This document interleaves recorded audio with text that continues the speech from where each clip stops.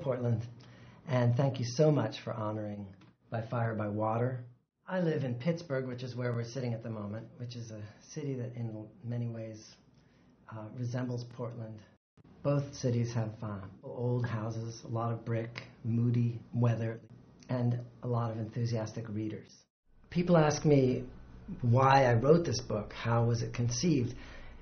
The very first spark came to me when I was sitting in the Bibliothèque Nationale, which is the French National Library in Paris, and I came across an old, battered, leather-bound brochure with a list of the names of the sailors who sailed with Christopher Columbus in 1492, and what they did on his ships and where they came from, and in some cases where they ended up.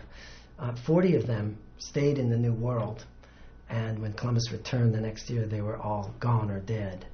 And that was because the Santa Maria foundered, and Columbus didn't have the means to bring them back. But one of these sailors, in fact, that stayed in the New World was named Luis de Torres, and he was Columbus's official translator. The languages he translated from were Hebrew, Aramaic, and Arabic, and he translated into Spanish. And I wondered, where did Columbus really think he was going? I had always learned that he thought he was going to Kublai Khan's Asia, the Asia described in Marco Polo's works. But why would he need Hebrew and Aramaic and Arabic in that part of the world? Well, it turns out Columbus was, in his own mind, he was going to Asia, and he was definitely interested in the spices and wealth that Marco Polo described. But he also, much more importantly for him, was going to discover a route to terrestrial paradise. And it was known by Christians and Jews alike in the 15th century that the language spoken in terrestrial paradise was Hebrew.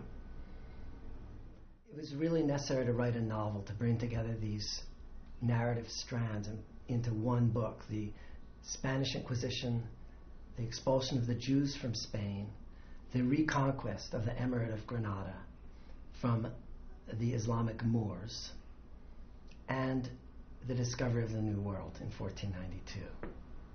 So thank you once again, Portland, for selecting By Fire, by Water for your one book, one community read. I hope you enjoy it, and I hope you all have fruitful and interesting discussions of my book. And I look forward to meeting you in person if we do have that opportunity.